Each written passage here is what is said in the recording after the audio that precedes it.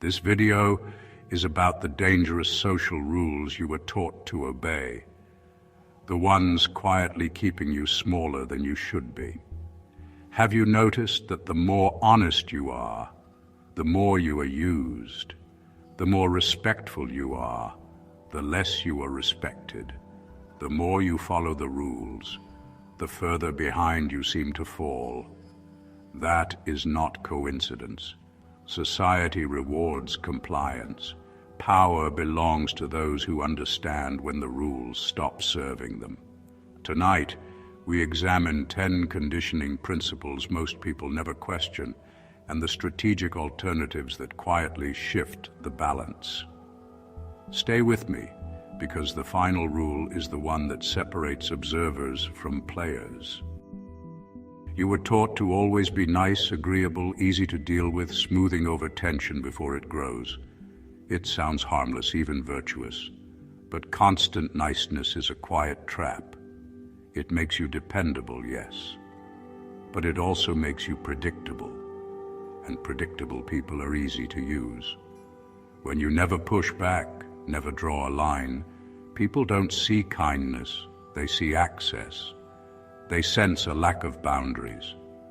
Real respect is not given to the person who agrees with everything. It is given to the one who chooses when to be kind. There is a difference. One is compulsion, the other is control, and people feel that difference immediately. The alternative is not aggression or hostility, but restraint, strategic, calm, measured restraint. You observe, you assess, you decide. There is firmness beneath your silence. When you say no, you don't rush to soften it or explain it away. You say it quietly, clearly, and you let it stand. And watch what happens next. The moment people realize your kindness is optional, not automatic, they adjust. That is when you stop being merely agreeable and start becoming someone who carries weight. And this is only the first fracture in the story you were taught to believe. You were raised on stories that praise honesty, where truth is always rewarded and lies always punished. But real life does not move that way. Absolute honesty is often a naive ideal. Truth, when used carelessly, can turn into a weapon against you or a weakness others exploit. Not everyone around you wants you to win. And when you reveal everything, you give them pieces they can use while leaving yourself exposed. The strategic mind does not lie without reason, but it does not confess without purpose either. It reveals only what serves its position. Truth becomes a tool, not a reflex. Information is leverage. The one who controls what is known and what is withheld quietly shapes the outcome. Speak with intention. Keep something in reserve. Let silence do part of the work. Because in any environment where power is at play, the person who controls the flow of truth controls the direction of the game. Now the structure becomes less moral and more strategic. From your first breath, you were trained to seek approval, a smile, a nod, an embrace. Approval becomes the currency of childhood, the structure that shapes how you behave. But that need does not disappear when you grow up. It follows you into adulthood, quietly guiding your choices. You adjust your tone. You soften your opinions. You become what others are comfortable with. Slowly, you turn into a mirror, reflecting what people want to see, until your own image starts to fade. Real autonomy begins the moment you stop chasing applause and start listening to your own judgment. When you no longer need validation, something shifts. A quiet confidence forms, steady, self-contained. People notice it immediately, and something interesting happens. As your need for approval disappears, their desire for yours increases. This is how respect is commanded without ever asking for it. And approval, once understood, becomes leverage. Society encourages openness. It tells you to lay your cards on the table, to be transparent, to let everyone see where you stand. But power does not come from full exposure. It comes from control over what is revealed and what is not. When you show your entire hand, you remove uncertainty, and with it, your advantage. Mystery creates tension, and tension creates influence. When you leave space, people rush to fill it with their own assumptions, their own fears, their own projections. Silence unsettles them more than explanation ever could. By never revealing everything, you keep others slightly off balance, never fully certain of your next move. And that uncertainty makes them cautious. In a world that pressures you to display everything, the real leverage belongs to the one who keeps their most valuable cards unseen. Most people struggle not with aggression, but with overexposure. They react too quickly. They explain too much. They care too openly. If you find yourself drained by people who test your boundaries, my book, The Art of Strategic Indifference, goes deeper into how controlled detachment builds quiet authority. It's direct, practical, designed for real-world power dynamics. You'll find the link in the description. You were raised on the comforting idea that harmony is the highest good. Avoid conflict. Turn the other cheek, compromise, keep the peace. These lessons are repeated early in life, meant to create order and stability, and in some situations they work. Constant petty conflict drains energy and achieves nothing. But when avoiding conflict becomes a rule you never question, it creates something dangerous. It builds passivity. You begin to see confrontation as failure, and disagreement as disrespect. You start protecting surface-level peace instead of building real respect. And there is a difference. One is fragile, the other is solid. When people sense that you fear conflict, they adjust. They test you. They push your limits. They ignore your interests. They increase their demands slowly, carefully, watching for resistance. And when resistance never comes, they learn something important about you. They learn that your need for harmony is stronger than your need for boundaries. That knowledge becomes leverage. You become the easiest direction to move, the path of least resistance. And once that role is assigned to you, it is difficult to escape it. Every time you give in just to keep things calm, you send a message. You show them your boundaries can move. You show them that your no is not final, only delayed. That does not create harmony. It creates imbalance, a quiet structure where one side presses and the other adjusts. And if you are always the one adjusting, you are slowly surrendering authority. The peace you gain comes at a cost, and that cost is your position. Conflict, when handled with control and intelligence, is not chaos. It is a tool. It is how boundaries are tested, clarified, and strengthened. Avoiding it does not remove the tension. It pushes it underground, where it grows without being seen. And what grows in the dark rarely weakens. It expands. A well-timed confrontation, calm and deliberate, can work like a precise cut. It removes a small issue before it spreads. It forces clarity. It brings hidden resentment into the open.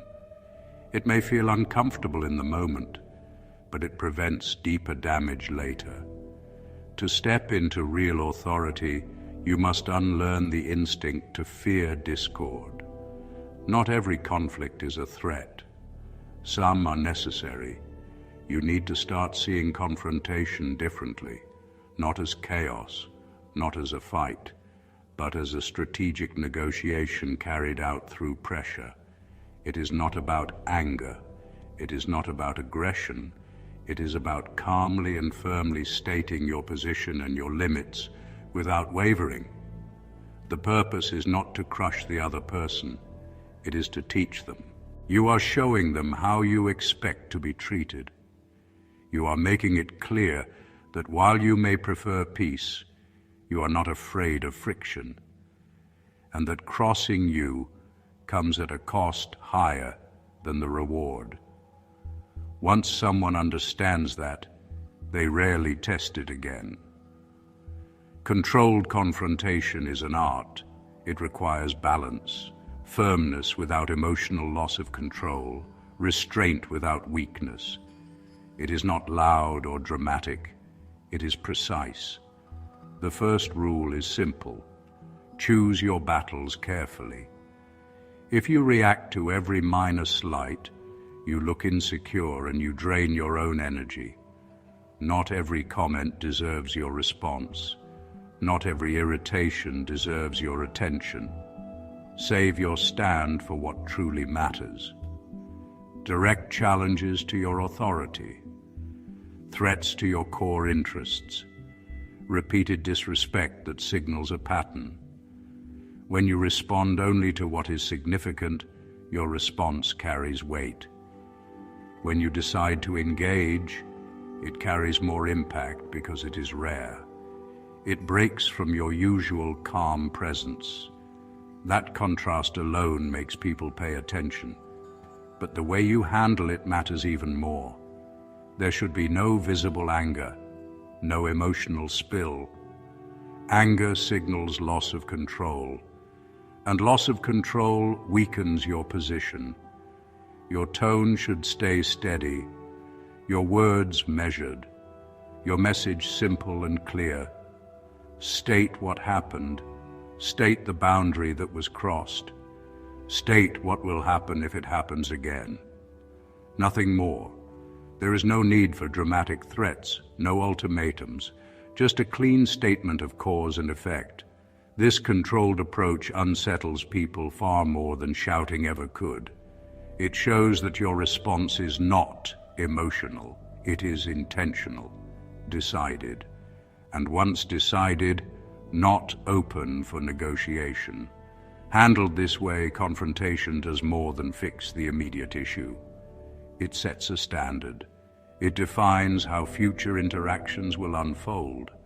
You are quietly outlining the rules. And when people see that you are willing to step into conflict to defend your boundaries, they hesitate before crossing them again. That hesitation is your deterrent. They begin to approach you more carefully, with more awareness, with more respect. You are not creating enemies. You are creating clear, defended borders. And clear borders reduce confusion. They reduce future friction. In a quiet way, this leads to something stronger than surface peace. It creates stability built on understanding, not fear or avoidance. Real harmony is not the absence of tension. It is the presence of defined limits. If this way of thinking sharpens your perspective, leave a like. And if you value deeper lessons on power, perception, and control, subscribe. From a young age, you were told that virtue lives in quiet effort. Keep your head down, work hard, master your craft, and eventually someone will notice. It sounds noble, but look around. The world is not a monastery built on silent devotion. It is a marketplace, crowded and competitive, and attention is the most valuable currency in it. Skill without visibility is ignored. Effort without presence is overlooked. Your work cannot speak for you. You must speak for it.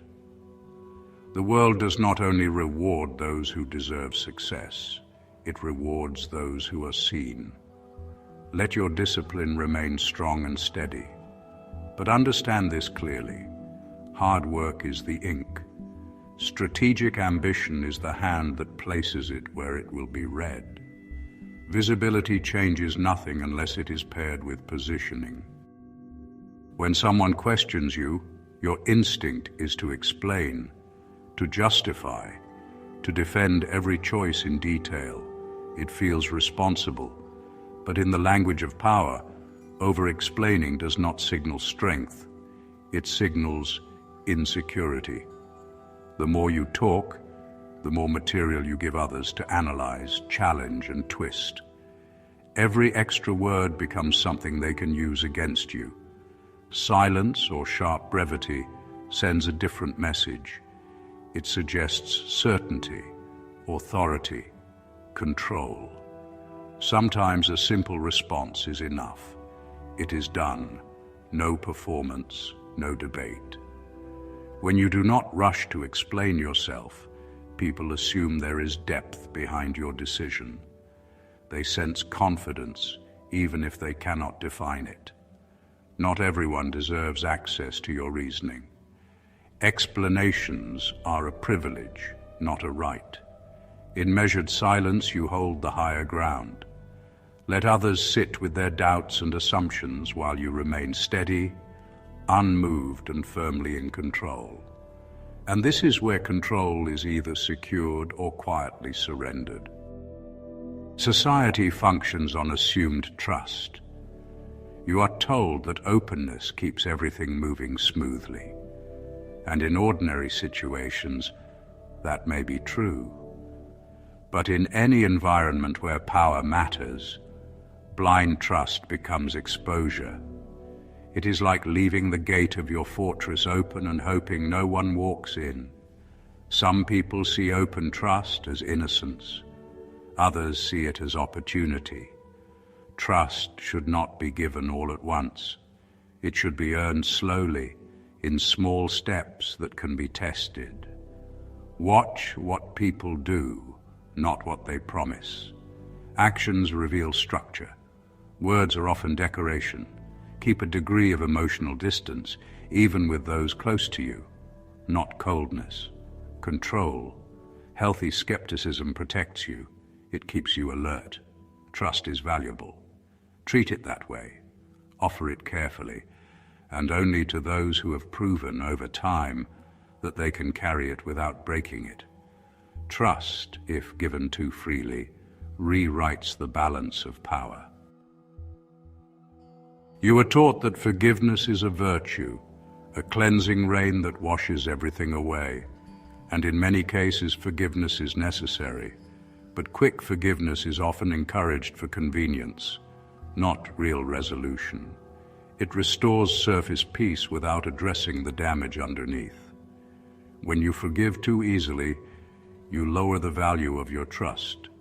You signal that crossing your boundaries carries little consequence. Over time, that weakens your position. Measured forgiveness is different. It is deliberate. It is given on your terms, not under pressure. You do not forget what happened. Memory becomes information. It sharpens your judgment. Your mercy is not automatic. It is earned. This does not make you cold or bitter. It makes you formidable. Because people understand that if they break your trust, repair is possible, but never guaranteed, and never without cost. From your earliest years, paths are placed in front of you. Education, career, a standard version of life. These roads are well worn, traveled by millions before you.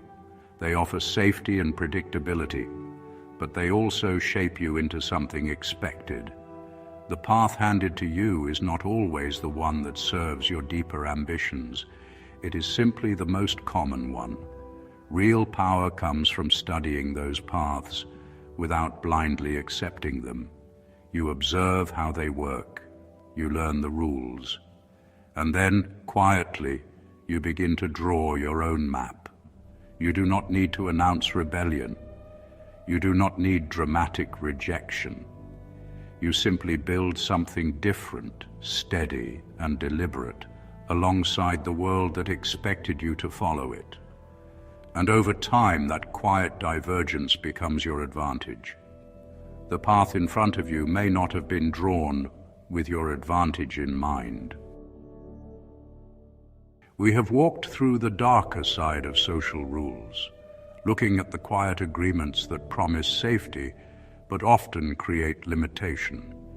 You have seen how constant niceness can hide weakness, how absolute honesty can become a mistake, how chasing approval hands control of your happiness to other people.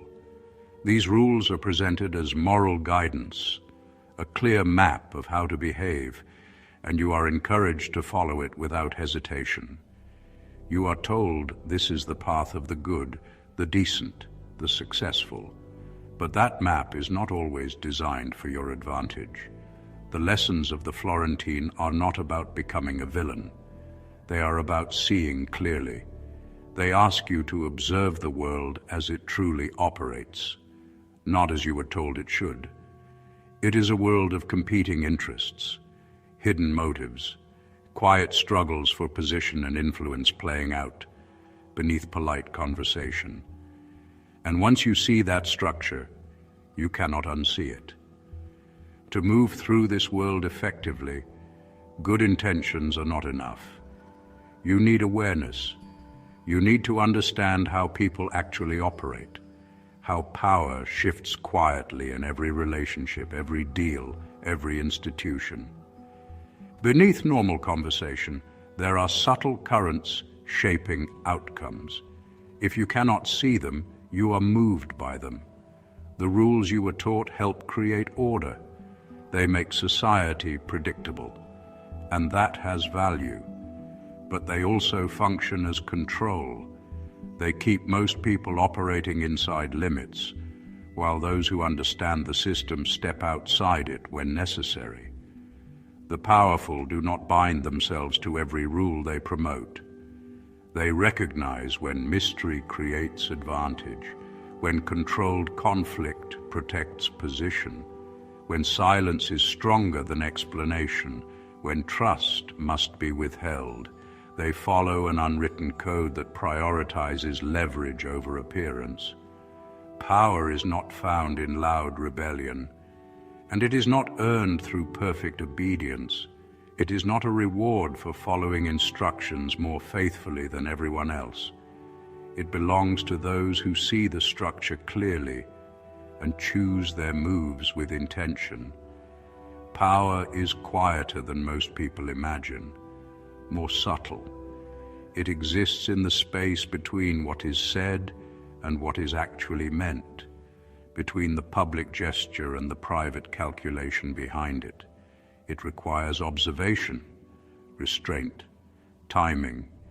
You watch carefully, you wait, and when you act, you do so with precision. Power is rarely grabbed in a single moment. It is accumulated slowly. It grows as a result of clarity. When you see the game for what it is, when you understand the rules that are never spoken out loud, you stop reacting blindly. You begin to move with strategy, calm, controlled, unsentimental, and over time, that steady intelligence becomes influence that does not need to announce itself. Once you understand the structure, you can never see the surface the same way again. If this video changed how you see the rules around you, leave a like. Share your thoughts in the comments. Share this with someone who needs it. Subscribe for more strategic lessons like this. And watch the next video. The pattern becomes clearer when you connect them.